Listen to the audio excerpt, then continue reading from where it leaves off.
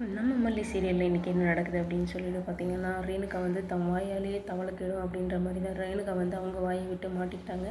என்ன அப்படின்னு சொல்லிட்டு வந்து விரிவாக பார்க்கலாம். என்ன அப்படின்னு சொல்லிட்டு பார்த்தீங்கன்னா, ரேணுகா வந்து ஆல்ரெடி வந்து மல்லிக்கிட்ட கால் பண்ணி மிரட்டிட்டு இருந்தாங்க.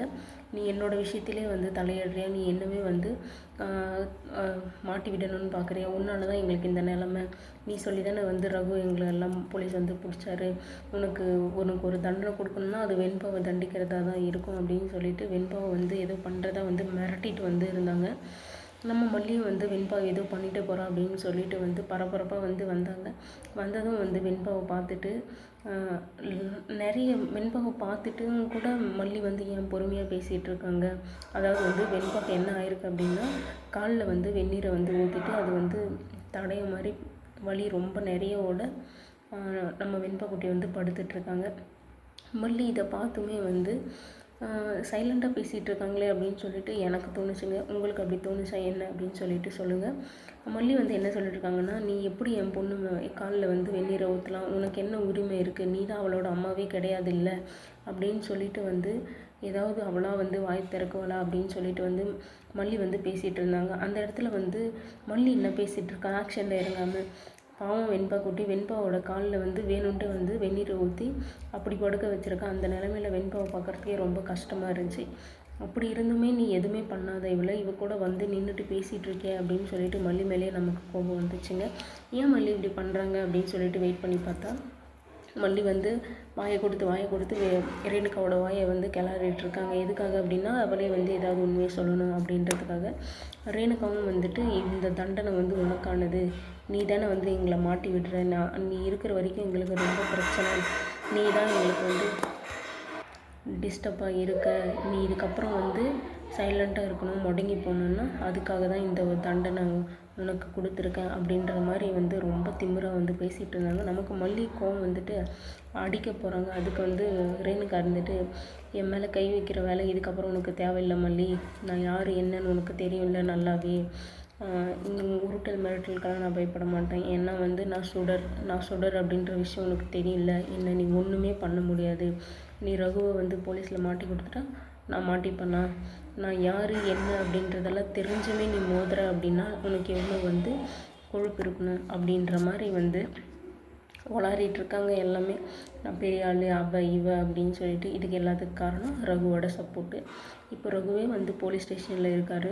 அப்படி இருந்துமே உனக்கு இவ்வளோ திமிராக வந்து பதில் சொல்லிட்டுருக்கானா ரகு கொடுத்த தைரியம்.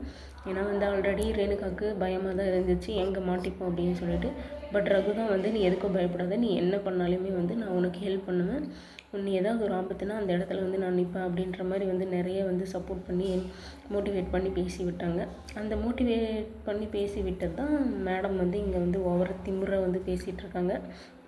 என்னால் என்ன ஒன்றுமே பண்ண முடியாது மல்லி, ஏன்னா வந்து நான் சுடர், நான்லாம் எவ்வளவோ பேரை பார்த்துட்டேன், நீ என்ன சொன்னாலே வந்து இங்கே யாரும் நம்ப மாட்டாங்க அப்படின்னு சொல்லிட்டு வந்து திமிராக பேசிகிட்டு இருக்காங்க.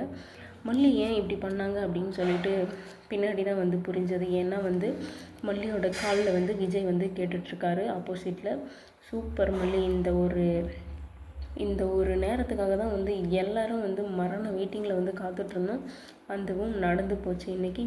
விஜய் வந்து இதெல்லாம் கேட்டு ஷாக் ஆகுறாரு.